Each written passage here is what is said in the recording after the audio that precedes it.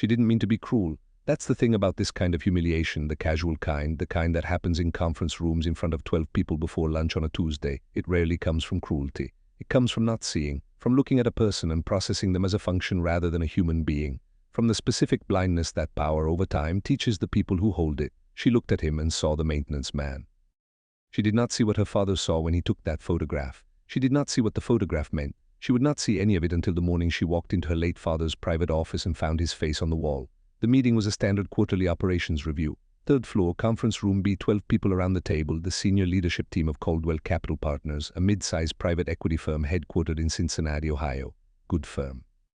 15 years old, 82 employees, about $1.4 billion in assets under management.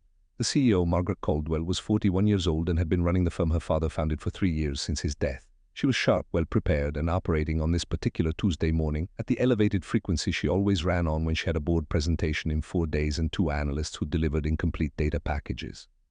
She was not in the mood for interruptions. The HVAC unit in conference room B had been making a sound, not a loud sound, a low, persistent, intermittent clicking, the kind that starts as background and gradually becomes the only thing you can hear. It had been doing it for a week. 3 maintenance requests had been submitted. 3 times the facilities team had come, looked, and concluded it was fine. It was not fine. At 10:17 a.m., while Margaret was mid-sentence explaining the Q3 variance in the firm's healthcare portfolio, the door opened. A man came in. He was carrying a toolkit and wearing a gray facilities uniform. Tall, 6'2", maybe more, broad across the shoulders in the way of someone who'd done physical work for a long time. Silver hair, close-cropped, 60, maybe 62. He had the kind of face that gave nothing away, not hostile, not deferential, just present. Calm in a way that read in this particular room at this particular moment as obliviousness. He walked to the HVAC unit in the corner, crouched down and opened his toolkit. Margaret stopped mid-sentence. The room waited. She looked at the man at the HVAC unit. She looked at her watch. She looked at the 12 people around the table, all of whom were now looking at her to see what she'd do. "Excuse me," she said. He looked up. "Is this something that needs to happen right now?" He looked at the unit. Back at her. "It'll take about 20 minutes, he said. His voice was even, no apology in it, but no aggression either, just information. "We're in the middle of a meeting." "I know," he said. "I can come back, but if I come back afternoon, I won't get to it until Thursday. It's been flagged as a priority repair." The clicking chose this moment to happen 3 times in quick succession. Someone at the table tried not to smile. Margaret felt the collective awareness of the room as a physical thing, 12 people watching her, the clicking unit, the unfazed maintenance man. "I'd appreciate it," she said with the specific precision of someone managing irritation in a professional context, "if you could come back after 11. He looked at her for a moment. Then he picked up his toolkit, stood his full height filling the corner of the room and said, "Of course," and left. He did not look embarrassed. He did not look anything. The door closed. Margaret resumed her sentence. The meeting continued. 3 minutes later, one of the junior analysts, a 26-year-old named Tyler who was smart and had not yet learned when not to say things, said, quietly enough that not everyone heard but loudly enough that several did, "Maintenance guys always do that, just walking like they own the place." Margaret didn't respond to that, but she didn't correct it either. The man in the gray uniform had paused in the hallway outside conference room B for exactly as long as it takes to pick up a dropped pencil from a toolkit. He had heard what Tyler said. He had said nothing. He had walked back to the service elevator and gone downstairs. His name was Leonard Ashworth, and he did, in a manner of speaking, own the place. Leonard Ashworth was 61 years old. He had grown up in Covington, Kentucky, just across the river from Cincinnati, close enough to see the city skyline from his bedroom window, far enough that it had taken him 30 years to get there in any meaningful way. His father had been a machinist. His mother had worked the front desk at a Holiday Inn for 18 years. They were not poor exactly. They were careful. They knew what things cost and they thought about it before they spent. Leonard had inherited both of these qualities, which is to say he was the kind of man who fixed things rather than replacing them, who never ordered the second most expensive thing on a menu as a compromise, who maintained a car for 200,000 miles not because he couldn't afford a new one, but because the old one still worked. He had gone to the University of Cincinnati on an academic scholarship in 1981 and studied civil engineering. He had graduated in 1985. He had spent the next 15 years working in infrastructure development, bridges, commercial buildings, industrial facilities. He was very good at it. He had a talent for looking at a structure and understanding it intuitively, the way some people understand music, not just intellectually, but in some physical native register. By 2000, he had started his own firm, not a big one. He hadn't wanted a big one. He'd wanted a good one, a firm that did the work right, built things that lasted, treated its tradespeople like the skilled professionals they were. By 2008, the firm had 40 employees and a solid regional reputation. By 2011, it had been hired to build the office tower at 300 Madison in Cincinnati, where Caldwell Capital Partners would move in 2012. By 2013, the building was complete. By 2014, Leonard Ashworth had met George Caldwell. Act 3. George Caldwell. George Caldwell was the kind of man Leonard had not expected to like. He was wealthy in the third-generation way, the kind of wealth that looks like ease because it has had time to settle into posture and vocabulary and the unconscious assumption that things will work out. He wore it without arrogance, which was the saving grace. He knew that what he'd inherited was a head start, not a merit badge. He'd built Coldwell Capital Partners himself from the ground up, which was a thing his grandfather's money had made possible but hadn't done for him. He was, at 67, a genuinely self-made man in the sense that mattered, the sense of having built a thing that would outlast its own initial advantages. He and Leonard had met because of a problem. The building at 300 Madison had a structural issue with the parking garage expansion. A contract dispute between the original developer and the subsequent contractor had left a section of the retaining wall undersized for its load requirements. It was not yet a safety issue. It would become one. Leonard, who maintained professional relationships with several of the buildings his firm had worked on, had flagged it. He'd written a formal letter. He'd been largely ignored. He'd then, in the way he did things, simply shown up at the building management office and asked to speak to whoever was responsible.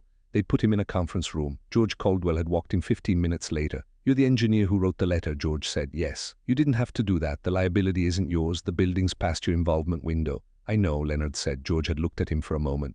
"Why did you bother?" Leonard had thought about it. "Because I built the foundation," he said. "What sits on top of it is my concern." George had been quiet for a moment. Then he pulled out a chair and sat down across from Leonard. "Tell me about the wall," he said. They talked for 3 hours. By the end of it, George had authorized the full remediation project, not just the minimum fix but the proper one, over budget, past what his liability required. They'd gone for dinner that night. And for the next 9 years, until George Caldwell's death, they had been something that is genuinely rare between men of their respective ages and situations, friends. Act 4, the photograph. George Caldwell had a habit. He documented things. Not obsessively, he wasn't a photographer exactly, but he carried a small camera in his briefcase for most of his adult life, and he took pictures the way some people take notes, as a form of attention, as a way of saying this moment mattered. The photographs were not artistic. They were honest, candid usually, people in the middle of doing things rather than posing for the doing of things. He had a particular photograph of Leonard. It had been taken in 2019 at the completion ceremony for a pro bono construction project Leonard's firm had undertaken, a community center in the West End neighborhood of Cincinnati. It had taken 14 months. Leonard had personally overseen the structural work. His firm had contributed $200,000 in labor, which was money they could not really spare, and which Leonard had authorized without a press release or a donor recognition wall. George had come to the opening. He'd watched Leonard walk through the finished building with the director of the community center, a woman named Rosa, who had been trying to get this project funded for 6 years, and he'd watched the expression on Leonard's face as Rosa showed him the children's room, the clinic space, the kitchen. George had taken the photograph then. Leonard didn't know a picture was being taken. He was looking at something Rosa was pointing to.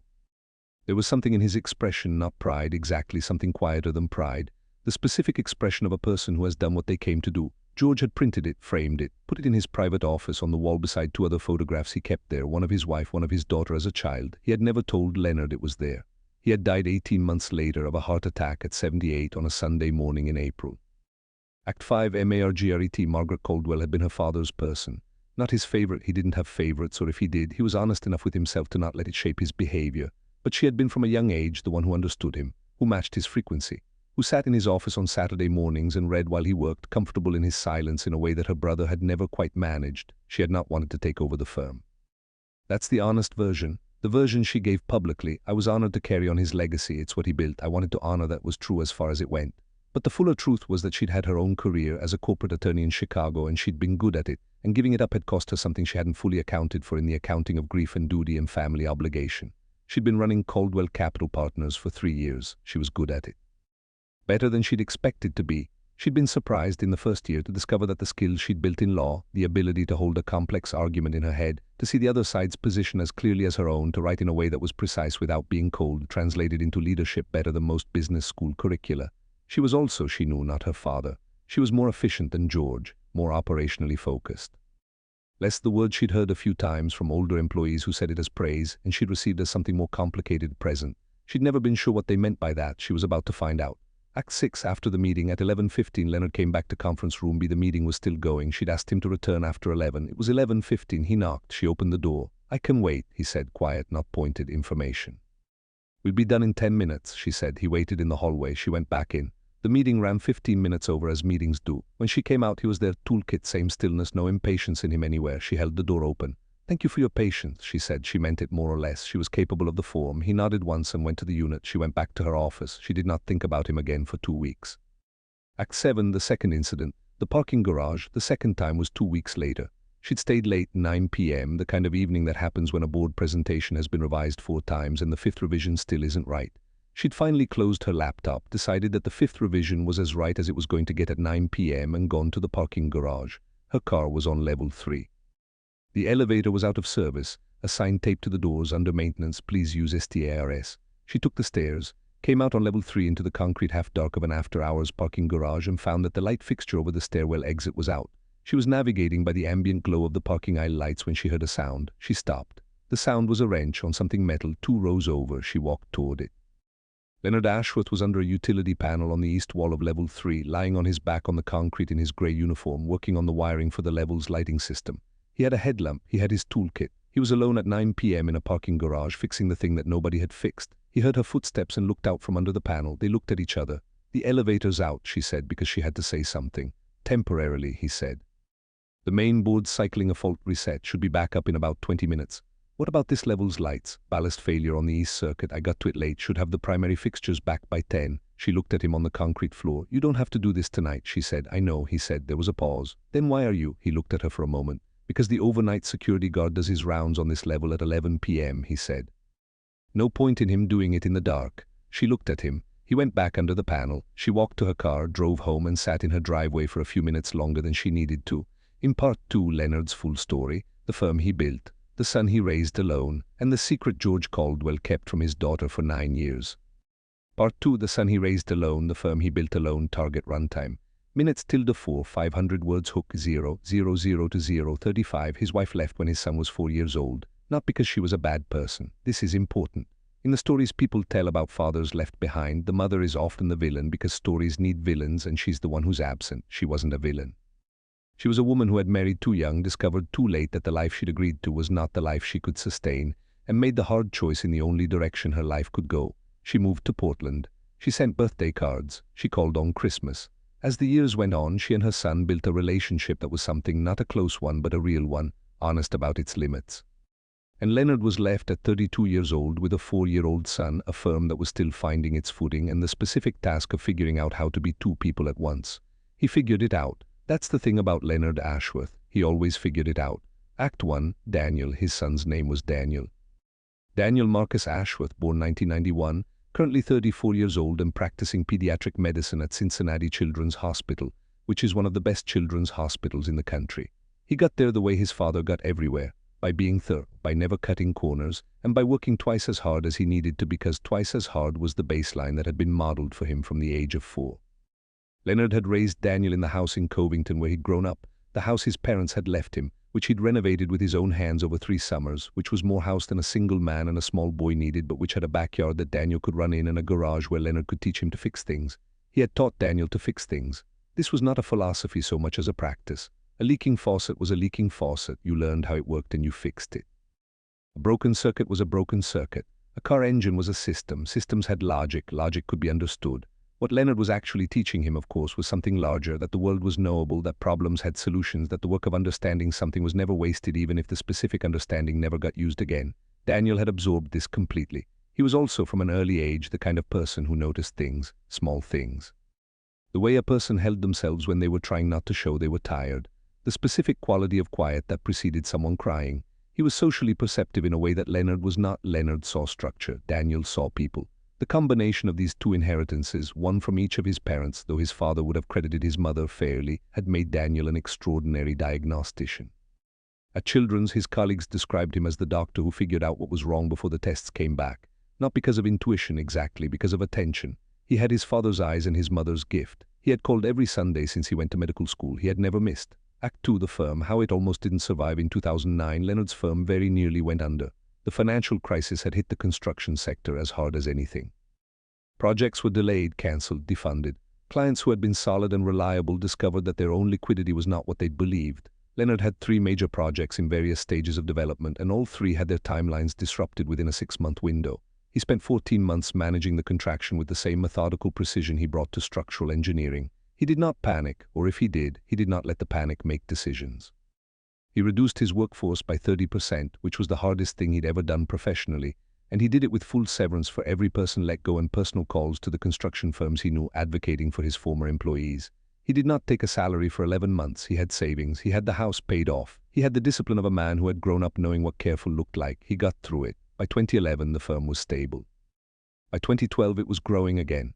By 2013, he'd won the contract for 300 Madison. He hadn't won it by underbidding. He'd won it because he'd submitted a proposal that was 40 pages long and addressed preemptively every structural concern a competent reviewer would have raised. The developer's chief engineer had called him after reading it. "You addressed the soil-bearing issue on page 31 before we asked," the engineer said. "Because it was there," Leonard said.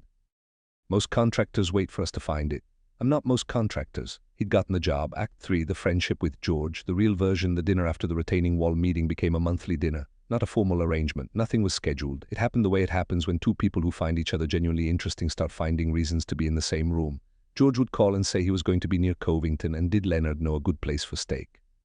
Leonard would say yes, and they'd go. Or Leonard would call less often because he was less inclined to initiate, and say he had tickets to the Reds game if George was interested.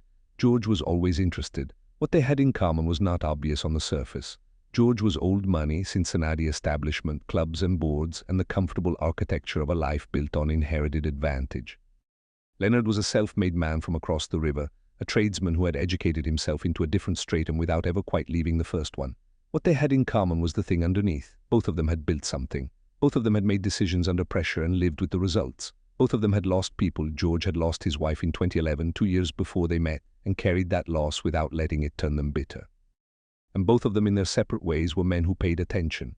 George had noticed in their early dinners that Leonard never talked about himself first. He asked questions. He was genuinely interested in the answers. He remembered details from previous conversations with the accuracy of someone who had been actually listening rather than waiting for his turn. "You'd have been good in finance," George said once. "I'm terrible with abstractions," Leonard said. "I need to see the thing." "What thing?" "The actual structure, the wall, the beam, the joint. If I can't see what I'm working on, I don't trust my analysis."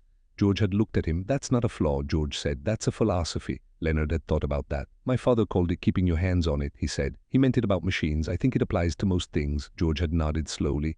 "Thomas Harlan used to say something similar," he said. "You know Thomas. Southside Chicago ran a firm called Harlan & Associates.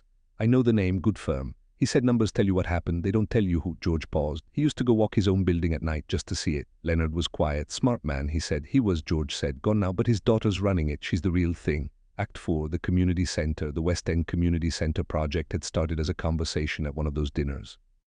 George had mentioned it, a project that had been stalled for 6 years, a community that had been promised a facility and kept being deprioritized. The land was there, the plans were there, the will was there, the money was the gap. Leonard had asked what the structural scope looked like. George had described it. Leonard had been quiet for a moment, then he'd said, "I could do that. It's not a small project. I know what it is." "Leonard, the budget." "I know what the budget is," Leonard said. "I'm not talking about the budget." George had looked at him. "You'd take a loss." "I'd take a contribution," Leonard said. "There's a difference." He hadn't announced it. He hadn't called the press. He'd called his senior foreman and told him they were going to take on a community project pro bono, that he expected the same standard of work they brought to every job, and that anyone who wanted to volunteer weekend hours on it, on their own time, with a bonus he'd pay personally, was welcome to. 41 of his 52 employees had shown up the first Saturday. The community center took 14 months. On the day it opened, Rosa Torres, the director who'd been fighting for it for 6 years, had walked Leonard through every room. She'd shown him the children's reading area with the windows that let in the afternoon light, the clinic space with the new exam tables, the commercial kitchen where the meal program would run 3 nights a week. Leonard had looked at the windows in the children's room for a long time. He thought about Daniel at 4 years old, learning to read on the floor of their living room in Covington. He didn't say anything. George, behind them both, had raised his camera. Act 5, the photograph. What George saw, the photograph captured Leonard in a 3/4 profile. He was looking at something Rosa had pointed to, the corner of the children's room where a local artist had painted a mural. The mural was bright colors, children of different ages and backgrounds, books open, hands reaching towards something just above the frame. Leonard was looking at it with an expression that George had only seen on him a few times before. Something had come through the stillness, through the economy, through the specific reserve of a man who had spent his life not performing his feelings, and it was visible briefly in the line of his jaw and the quality of his attention. George had taken the picture. It was, he thought, one of the truest photographs he'd ever taken, not the most technically accomplished, but true. The way things are true when someone isn't managing how they look. He'd had it printed the following week. 8 by 10, frame from a shop on 4th Street because he'd wanted a proper frame, not the kind from a pharmacy. He'd put it on the wall of his private office.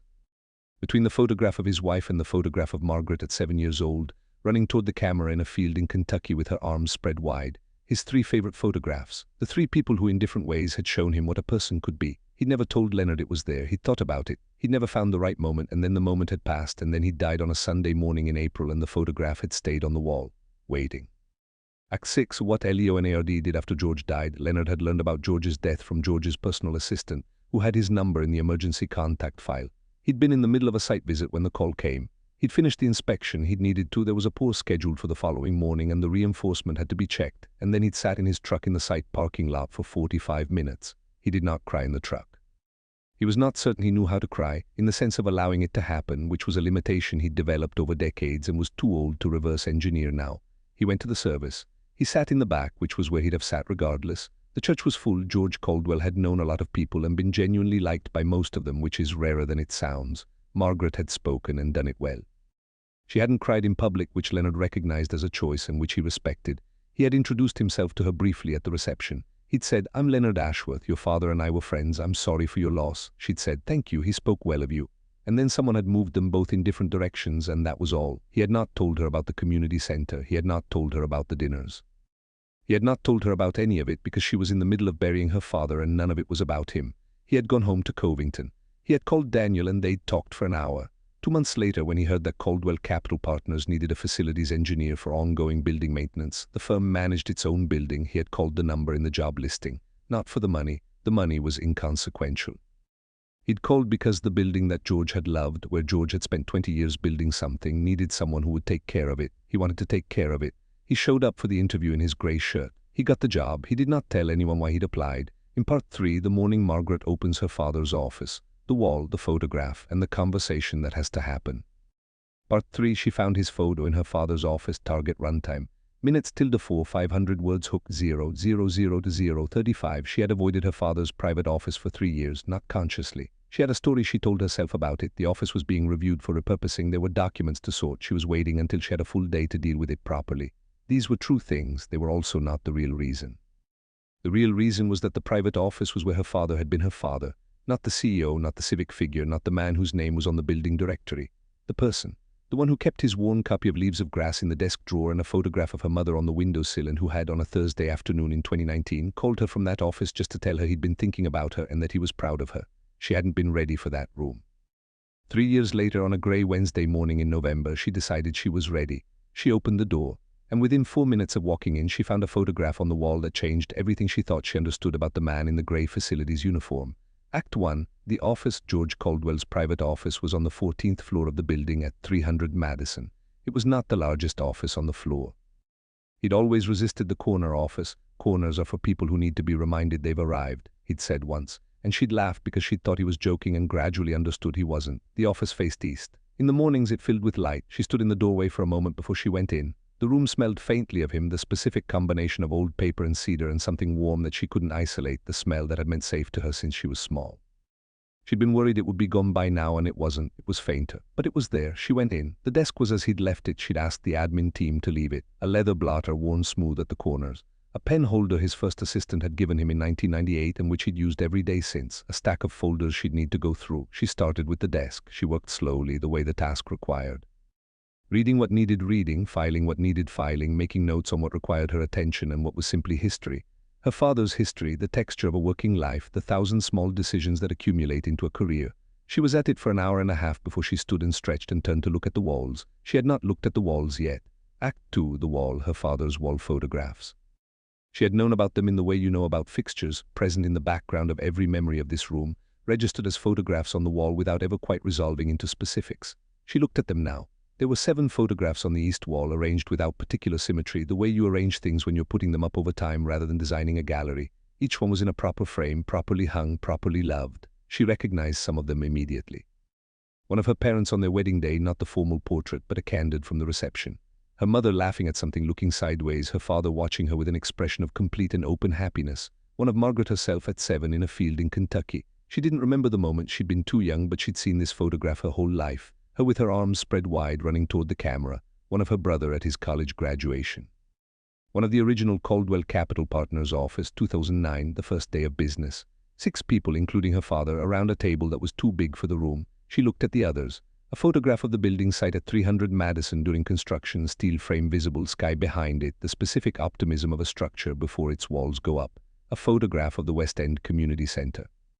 And between the community center photograph and the one of her parents in a frame that matched all the others, a photograph of a man. She looked at it. He was in three-quarter profile, tall, broad, silver-haired. He was looking at something she couldn't see in the frame, looking at it with an expression that was quiet in a way she didn't have language for yet, only the recognition of it, something that had come through. She stepped closer. Her stomach did a thing she wasn't expecting. She knew that face. Act 3, the recognition. She stood in front of the photograph for a long time, long enough that the light in the room shifted. She knew him. Not well, she had processed him for 2 years as a presence in the building. The maintenance man, the man she'd asked to leave the conference room. The man she'd found in the parking garage on his back at 9 p.m. fixing the lights so a security guard could do his rounds. She knew his face. She did not know his name. She looked for a label on the frame. Nothing. He turned it over. On the back of the print in her father's handwriting, Leonard, West End opening, October 2019. One of the best people I know. She set the frame down on the desk carefully. She sat in her father's chair. She thought about the conference room, about Tyler's comment, about the way she'd held the door and said thank you for your patience and meant it in the way you mean something when you're doing the polite version of a thing rather than the real version. She thought about the parking garage. Because the overnight security guard does his rounds on this level at 11 p.m., no point in him doing it in the dark. She thought about her father's handwriting. One of the best people I know. She picked up her phone. She called Gary, the facilities coordinator.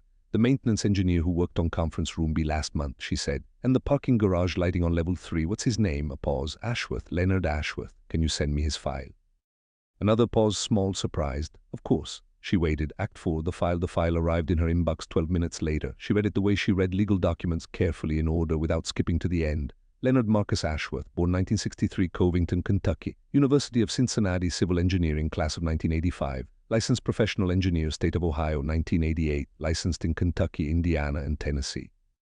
Employment history, series of increasingly senior engineering positions, 1985 to 2000. Founded Ashworth Engineering Partners, 2000. She stopped. Ashworth Engineering Partners, she knew that name. Her father had mentioned it once in the context of the 300 Madison building. Something about the original construction team. She'd filed it and not thought about it since. She kept reading.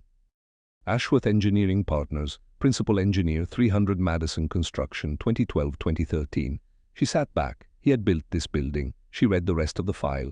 The pro bono project list. She hadn't known that facilities files included this, but George had added a section to the standard form when he designed the company's HR system.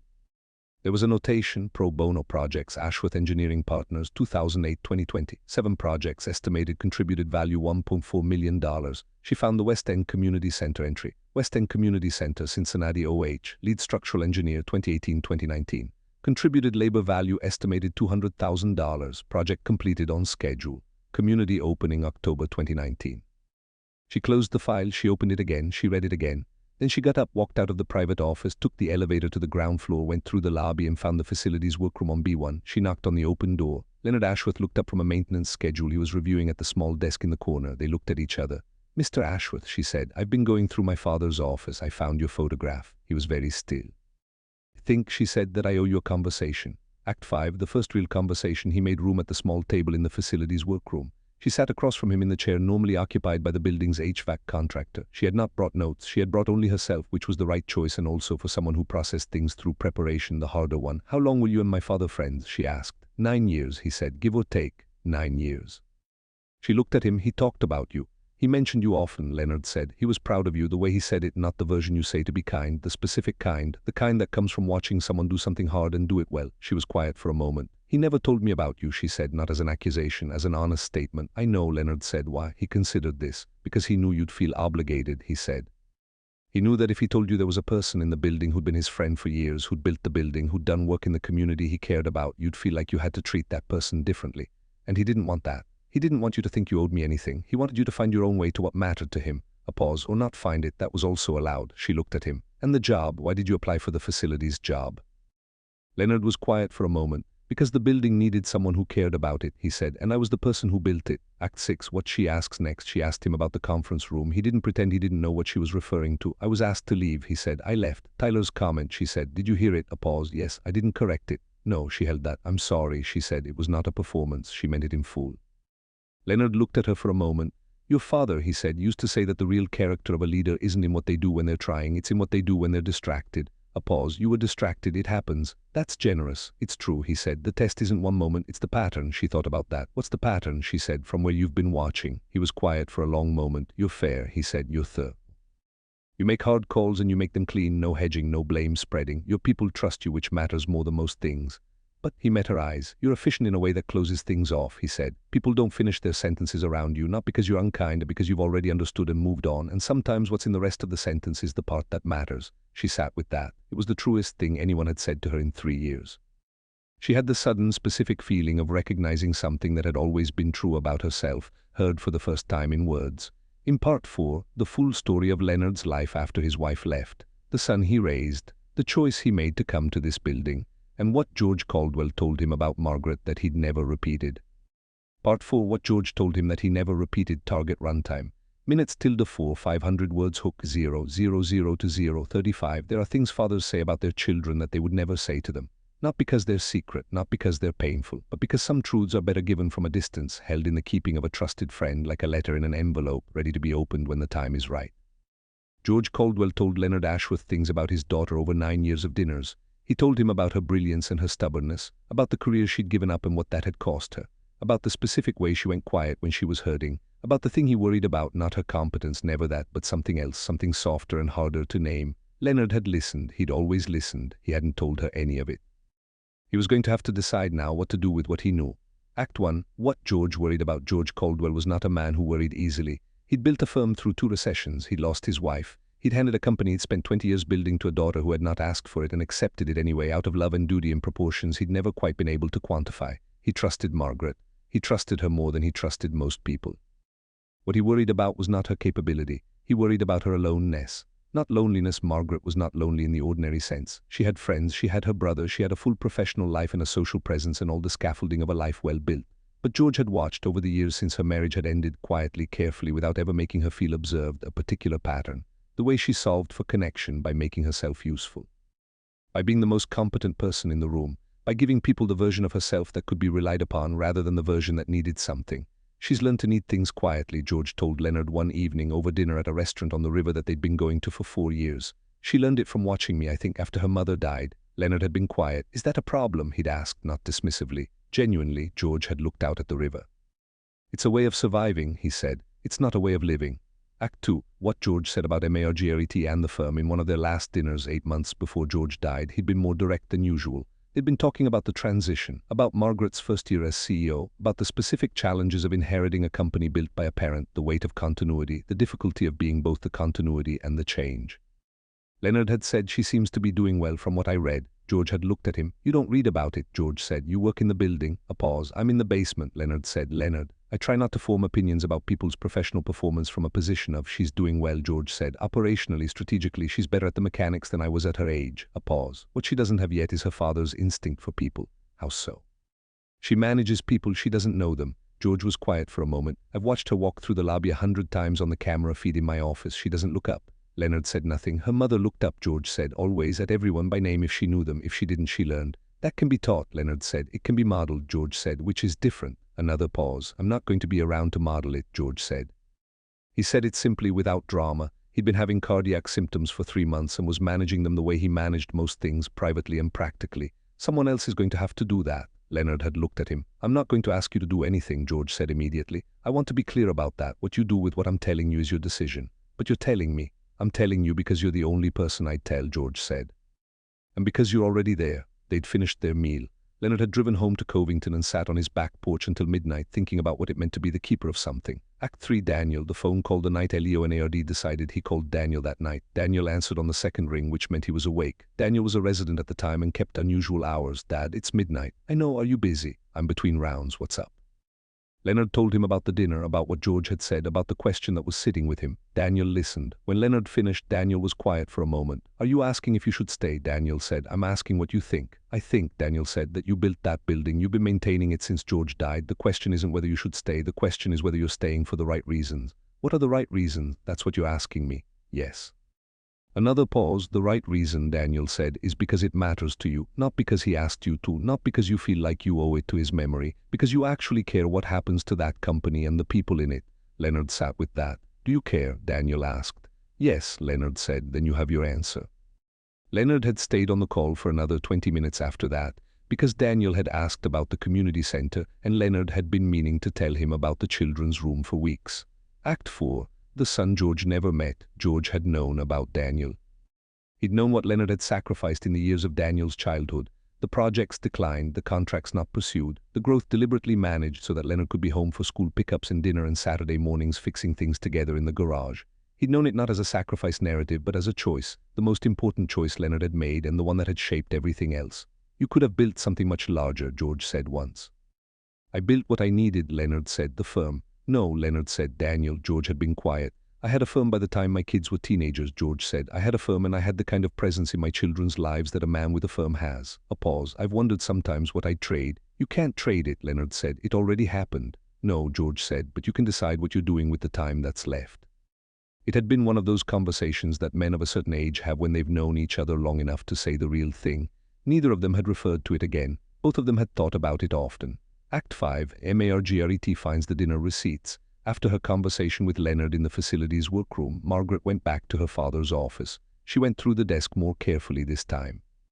In the bottom left drawer behind a folder of archived board minutes, she found a small leather notebook, the kind you get at a stationery shop with a strap that folds over. Her father's handwriting inside in the compact, precise hand she'd been reading her whole life. It wasn't a journal exactly, more a record of things, notes from conversations, a quote he'd wanted to keep, occasionally a small observation. She read it. She found Leonard in it frequently, not breathlessly, not dramatically.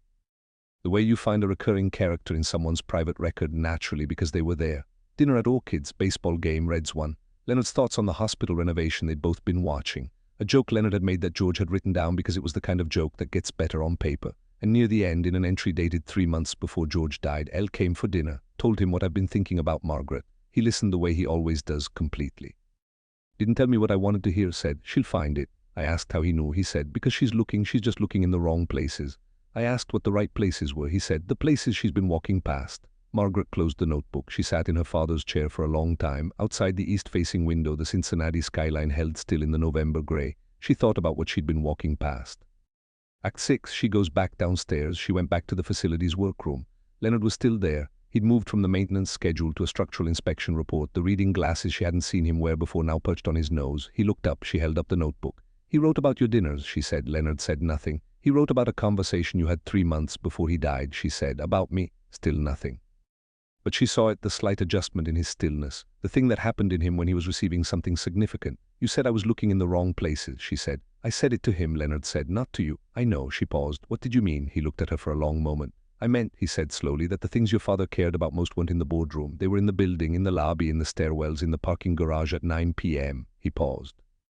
He knew the night crew by name. He knew the security guard's daughter's name. He knew the woman who ran the coffee cart on the second floor had been trying to get her citizenship for 2 years. She was quiet. He paid attention, Leonard said, not performatively, just as a matter of course, as though people's actual lives were worth knowing about. And you think I don't do that? I think, Leonard said carefully, that you've been running the company your father built without knowing what he thought it was for. She held that. What did he think it was for? Leonard looked at her. He thought it was for the people in it, he said. All of them, not just the ones on the org chart. In part 5, the conversation that goes through the night, what Leonard tells her about the building, the people in it, and the standard George held himself to, and the question she asks that surprises him. Part 5, the night she finally listened, target runtime. Minutes ~4, 500 words, hook 000 to 0:35. The conversation started at 2:30 in the afternoon. It ended at 11:17 that night, not because they'd planned it that way, because they'd kept finding the next thing, the next question, the next answer, the next thread that needed following before anything could be put down. By the time Margaret Caldwell walked out of the building at 11:17 p.m., she had learned more about the company her father built, about what it was supposed to be, about what it had been, about the gap between those two things and what it meant, than she had in 3 years of running it. She had also learned that she'd been embarrassing herself on a daily basis, in a way she hadn't understood until it was described to her by the person who had watched it from the floor of a parking garage.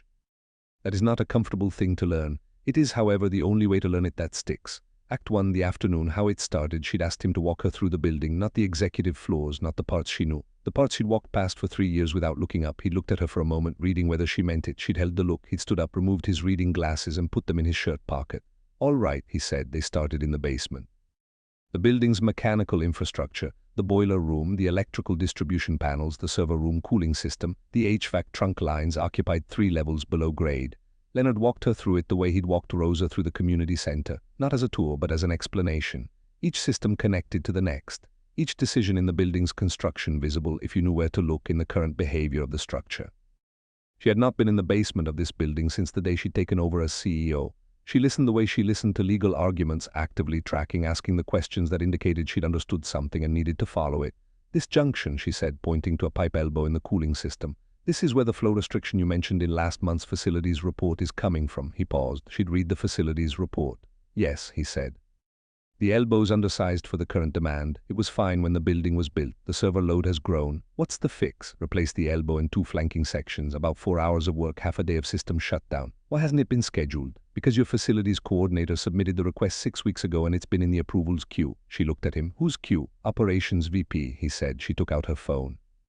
"Send 3 words to her operations VP. Call me tonight." Leonard watched this. "The reports go to people who aren't reading them," she said. It wasn't a question. "Some of them," he said. "Show me the rest." Act 2, the people. They moved from the mechanical systems to the people who ran them. This was the harder part, not because it required technical knowledge, but because it required a different kind of attention, the kind she'd been told twice now that she was missing. Leonard introduced her. Marcus at the security desk, full name Marcus Dell, 64 years old, 22 years with the building, originally from Lexington. His daughter was in nursing school in Columbus. He'd mentioned it to the facilities team 3 months ago and it had gone nowhere because who in the facilities team had the authority to mention it to anyone who mattered? Yolanda, who managed the building's mail and package system from a room on B1. She'd been with the building since it opened. She had a system handwritten, color-coded, inefficient-looking and completely effective for tracking every package that had ever gone missing. 0 unrecovered losses in 11 years. The overnight cleaning crew, a husband and wife team, Antonio and Carmen, who had worked together in this building for 7 years and who had, Leonard mentioned, their own cleaning company on the side, small, 4 employees operating on weekends. Antonio had asked the building's property manager 2 years ago if they'd be interested in a direct contract rather than going through the staffing agency. The property manager had said he'd look into it and hadn't. She was listening differently than she had this morning, not processing, actually listening, letting things land. She noticed the difference herself. It felt slower. She had to resist the impulse to have understood before the sentence was finished. She made herself wait. "How do you know all of this?" she asked Leonard at one point. He looked at her. "I talk to people," he said, "and then I don't say anything so they keep talking." She heard the subtext. She didn't push back on it. Act 3, the question about George. They were in the second-floor kitchen at 6 p.m. The building was mostly empty by then. She'd sent her assistant home at 5. The kitchen was quiet, just the 2 of them at the small table by the window that looked out over the alley, eating sandwiches from the deli next door that Leonard had ordered at some point without her noticing. She asked him about the dinners. Not what they'd talked about. She'd read the notebook. She asked about what it had been like, the texture of it, the specific thing that a 9-year friendship between a private equity CEO and a civil engineer felt like in practice. He thought about how to answer. He was a genuinely curious person, Leonard said, about everything. He wanted to understand how things worked, not just in finance, but in the world, how a building works, how a neighborhood works, how a decision gets made in a city council meeting and what that means for the people living on the street it affects. "He used to ask me about my cases like that," she said, "when I was in law. He asked about the people in the cases," Leonard said, "not the legal strategy." She smiled slightly. "Yes, every time. He had no patience for abstraction," Leonard said. "He wanted the person. He wanted to know who was affected and what it meant for them specifically." She was quiet. "I have a lot of patience for abstraction," she said. "I know. Is that what I'm missing, the people over abstraction thing?" He was quiet for a moment. "It's not that you don't care about people," he said carefully. "You do. You're fair to them. You think about their interests." A pause. "But there's a difference between thinking about someone's interests and knowing them. Your father knew people, their actual lives, not their professional profiles. And you think that made him better at running the firm. I think it made him better at knowing what the firm was for." Act 4, the question she asked that surprises him at 7:30. She asked him the question he hadn't expected. "What do you want?" she said. He looked at her. "From this conversation," she said. "From," she gestured at the building around them. "From any of it. You don't need the money. You built this building. You were my father's friend. You've been maintaining this place for 2 years without telling anyone who you are. What are you actually here for?" He was quiet for a long time. It was, he realized, the first time anyone had asked him that directly. "The building," he said finally. "I built it. What I build is my concern as long as it's standing." "That's not all of it." He looked at her.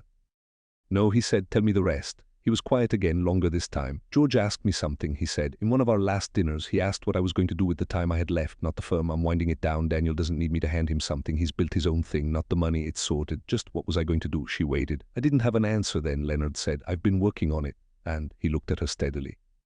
"I think what I want," he said, "is to know that what George built here is going to be worth what it cost him to build it." She held that. "That's what you're doing," she said. "Watching." "Watching," he said, "and maintaining. Same thing sometimes."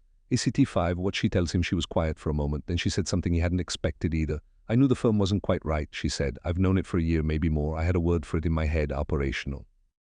Like we'd become very operationally excellent and lost something in the process. I didn't know what we'd lost. He said nothing. I thought it was a systems problem, she said, a communication structure problem. I hired a consultant last year to do a culture assessment. She paused. The consultant gave me 17 recommendations. 11 of them were about communication channels, and the other 6 were about modeling behavior from the top. She looked at him.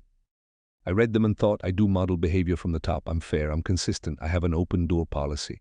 An open door policy, Leonard said. I know, she said. It's not the same thing. He didn't say it was all right. He didn't comfort her about it. He just received it the way he received things, completely without adding noise. She found that she preferred this to comfort. What would you do, she said, if you were running it? I'm not running it, he said, hypothetically. He thought about it. I'd spend a month the way I spent today, he said. Not all at once, a few hours each week, in the parts of the building you don't usually go, talking to people you don't usually talk to, not with an agenda, just to know them. And then I'd know what I was working with, he said, and I'd trust that more than the consultant's report. Act 6, the parking garage again. At 11 p.m. they were in the parking garage. Not because it was on the way out, it was the long way out. She'd taken them there because she'd been thinking about it since they started. The night she'd found him on his back on the concrete, fixing the lights. She stood in the east aisle. The lights were working now. The circuit he'd repaired 2 weeks ago, holding steady. Why didn't you tell me, she said. Tell you what? Any of it. Who you were, who you'd been to him. He looked at the light fixture he'd fixed. Because you would have changed, he said, the way you saw me. The way you talked to me, it would have been different, and the different version wouldn't have taught you anything. The version where you were just the maintenance man. The version where you could see me without any of the weight of what I was to your father. She thought about that. And the conference room, she said. You could have said something then, just told me. I could have, he said. Why didn't you? He was quiet. Because I wasn't sure yet, he said. I needed to know if one moment was the pattern or the exception. She looked at him. What did you decide? Exception, he said. You were under pressure. You were managing 12 people and a board presentation and an HVAC unit and a junior analyst who said something stupid. You made one choice you'd probably make differently now. Is that grace or low standards? It's accuracy, he said. One moment isn't a verdict. She thought about that for a long time. And now, she said, after today. He looked at her steadily. Now, he said, I think your father was right about you. In part 6, what happens next, the changes Margaret makes, what Leonard does when he finally hands the building back, and the morning she finds a letter he left in her father's desk. Part 6, the letter in the desk drawer, target runtime, minutes ~4, 500 words, hook 000 to 035, he left without ceremony. No announcement, no farewell gathering, no handshake photo for the company newsletter. He finished his last shift on a Friday, filed his final maintenance report, left his keycard on the desk in the facilities workroom, and drove home to Covington. He left one thing behind, not intentionally, or rather intentionally in the way that people leave things when they want to be found but don't want to be present for the finding. It was in the bottom drawer of his workroom desk under a stack of HVAC manuals, a sealed envelope. On the front in his compact, precise handwriting, Margaret, from your father's friend. She didn't find it for 2 weeks. When she did, she sat down right where she was on the floor of the facilities workroom and read it. Act 1, what changed in the month after the conversation? In the 4 weeks after the night in the parking garage, Margaret Caldwell changed the way she ran the building.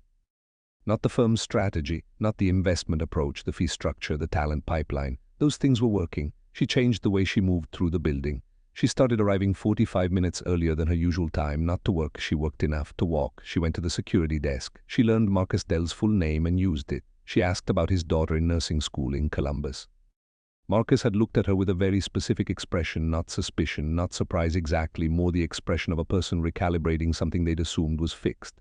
She's doing well, he said. 2 more semesters. What's her specialty? Pediatric intensive care, Marcus said. She's good at the hard cases. She sounds like her father, Margaret said. Marcus had looked at her for a moment. Your father used to say the same thing, he said.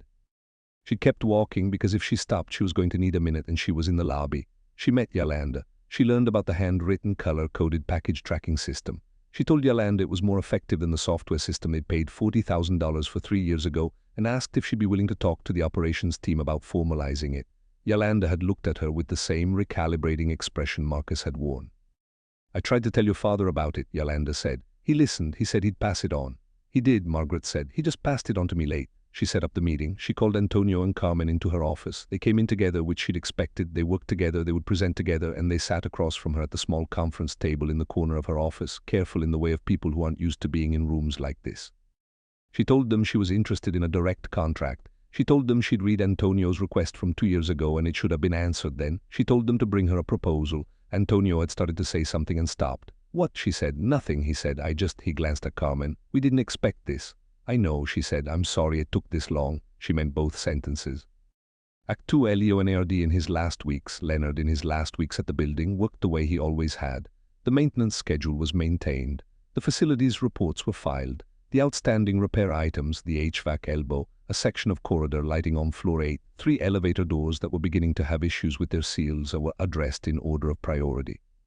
He did not tell anyone he was leaving until he told Gary, his direct supervisor, 2 weeks before his last day. Gary had been surprised, then not surprised. Gary was a perceptive man who had understood from the first week Leonard had started that there was something unusual about this particular engineer and who had long ago decided that what was unusual was none of his business. "You'll be hard to replace," Gary said. "The building knows what it needs," Leonard said. "Find someone who listens to it." Gary had written that down. He had not written it down as a note. He had written it down because it seemed like the kind of thing that should be preserved. Act 3, the letter, what Leonard wrote, he wrote over 3 evenings at his desk in Covington. Not because it was long, because it required care, and he gave everything care. "Margaret, your father talked about you the way people talk about things they're proud of, not loudly, because pride that needs to be loud isn't quite sure of itself. He was sure of himself when he talked about you. He just talked about you the way you talk about something good that you've already decided is true. He worried about one thing, which I think you know now, not your capability. That was never the question. The question was whether capability was going to be enough. He thought it wasn't. Not because the world requires more than capability, but because you require more than it. He thought you needed to know what things were for and that knowing it required being in them, not above them. He was right. I've watched you these past weeks and he was right. I'm going to tell you something he told me that I've been holding for 2 years. He said, she has more of her mother in her than she knows. Her mother was the one who saw people. Margaret thinks she got her father's way of moving through the world, efficient, clean, no wasted motion. What she actually got is her mother's instinct running underneath, waiting for her to trust it. He said he hoped she'd find it. I think she has. The building is in good shape. The cooling system should run fine for 3 more years with regular maintenance. The east elevators will need a more significant inspection in about 18 months. I've left detailed notes with Gary. The overnight crew are good people. You know that now? Marcus Dell's daughter graduates in May. If you remember to ask him about it, it will mean more to him than you know. Thank you for the conversation in your father's office and in the kitchen and in the parking garage. It was the right conversation. It was also, if you'll forgive an old engineer his indulgences, the most interesting one I've had in a while. George was lucky to know you. So I think am I, Leonard Ashworth. P.S. The photograph on your father's wall was taken at the community center in 2019. The children's room had windows that let in the afternoon light. Your father noticed me noticing them. He took the picture before I knew he was looking. That was his gift, seeing people clearly before they knew they were being seen. I think you have it too. You just needed to slow down enough to use it. Act 4, she reads it twice. She read it once sitting on the floor of the facility's workroom. Then she sat there for a while, then she read it again. She had a specific relationship with her mother's memory, distant, because her mother had died when Margaret was 12, which is old enough to know you've lost something and young enough that the thing you've lost reshapes you in ways you spend decades understanding. Her mother had been warm in the way of people for whom warmth is not performed. It was just the register she operated in. She looked at people, really looked, and they felt it, the specific experience of being seen rather than assessed. Margaret had always believed she'd got her father's way of moving through the world, efficient, precise, no wasted motion. She had not known, had not let herself know, that underneath that running quiet was something else. She sat with the letter for a long time. Then she got up, went to her office, found the direct number for Ashworth Engineering Partners. She pulled the company's contact information weeks ago without quite knowing why and called it an answering service. The firm was in the process of winding down. She left a message. Act 5, he calls back. He called back 2 days later, not because he'd been deliberating, because he'd been in Michigan for a week helping a former colleague with a bridge inspection and hadn't checked his messages. I found your letter, she said. I figured you would eventually, he said. You could have given it to me in person. I know, he said. This seemed right. It was a pause. Thank you. For the letter, for the year, she said, for being in the building, for telling me what my father couldn't figure out how to tell me himself. He was quiet. He could have figured it out, Leonard said. He was waiting for the right time. There wasn't a right time. No, he said, there usually isn't. That's why you don't wait, she thought about that. Marcus's daughter graduates in May, she said. I know. I already have a note in my calendar. A pause. Good, Leonard said. Act 6, 6 months later in the spring, several things happened. Marcus Dell's daughter graduated from Ohio State's nursing program in May. Margaret sent flowers to the ceremony. Marcus had mentioned on a Tuesday morning that the ceremony was on Saturday at 11 a.m. She had not been invited. She had not expected to be. She sent the flowers anyway with a note that said, your father tells me you're going to be excellent at this. I believe him. Antonio and Carmen's proposal came in at the end of November. Margaret had it reviewed by the firm's legal team, not because she distrusted the proposal, but because they deserved a proper contract, and a proper contract required proper review. The building services contract with their company, a 4-employee operation that grew within a year of the contract to 7, was signed in December. Yolanda's package tracking system was formalized into a company procedure document in January, with a note in the document header, developed by Yolanda Martinez, Caldwell Capital Partners Building Services, 2013 present. In March, Margaret hired a new head of operations. The position had been vacant for 8 months. She'd been reluctant to fill it, though she hadn't quite known why. She filled it with someone she'd met through the hiring process who had, in the final interview, said something that made her ask a follow-up question she hadn't planned. The candidate, a woman in her late 30s who'd spent 12 years at a firm in Cleveland, had mentioned offhandedly that in her current building she made a point of knowing the names of the overnight custodial staff. Why? Margaret had asked. The woman had looked slightly surprised by the question. Because they're the ones who actually know how the building works, she said. If you want to know what's really happening, that's where you go. Margaret had offered her the position at the end of the meeting. Act 7, the photograph on her wall. She moved two things from her father's office to hers: the photograph of her parents at the wedding reception, and the photograph of Leonard at the community center opening in 2019. She hung them on the east wall of her office, the one that got the morning light. Someone asked about the second photograph, a new analyst in his first week making small talk during a building walkthrough. Who is that? A friend of my father's, she said, and mine. What did he do? She thought about how to answer that. He built the building, she said, and he made sure it was worth building. The analyst nodded in the way of someone who's filed information without quite understanding it, and they moved on. Margaret looked at the photograph for a moment before she followed. The afternoon light came through the east window the same as it always had. Because the overnight security guard does his rounds on this level at 11 p.m., no point in him doing it in the dark. She'd thought about that sentence more than almost anything in the past year. The choice to fix a thing that nobody would notice because the person who needed it to be fixed would need it to be fixed. That was, she understood now, the standard. Not the grand gesture, not the announced initiative. The quiet, consistent daily work of caring about the building, all of it, all the way down because it was the right thing and because someone needed it. Her father had done it. Leonard Ashworth had taught her what it looked like. Now it was hers to carry. She went back to work. Series outro, final narration. There is a photograph on the east wall of a CEO's office in Cincinnati, Ohio. A man, three-quarter profile, looking at something outside the frame, windows in a children's room that let in the afternoon light. His expression quiet, something in it that has come through. Most people who see it don't know the story. They don't know that the man built the building they're standing in. They don't know that he maintained it for 2 years in a gray uniform while nobody looked. They don't know about the 9 years of dinners, or the community center, or the letter in the desk drawer, or the conversation in the parking garage at 11 p.m. They don't know that the woman who hung the photograph learned from the man in it to slow down enough to see the people she'd been walking past. They just see a photograph. And sometimes in the morning, when the light comes through the east window at the right angle, the picture on the wall looks less like a document and more like a reminder. This is what a person looks like when they're doing what they came to do. Don't walk past it. The end. Thumbnail brief. Series master. Wide corridor of a modern office building. Early morning light slanting through floor-to-ceiling windows. Photorealistic AI render. Foreground. A man in a gray maintenance uniform, tall, silver-haired, facing away from camera, looking at a framed photograph on the wall. US flag visible through exterior window. Bold caps, white text overlay. SHE embarrassed HIM, red accent subtext. He was in her father's photo. Dramatic cinematic lighting, long shadows, quiet power, no full faces shown. The uniform and the photograph tell the story. Total estimated runtime 180 minutes. Word series, 6 parts times minutes format. Com drama / quiet vindication. Target audience US 45-75.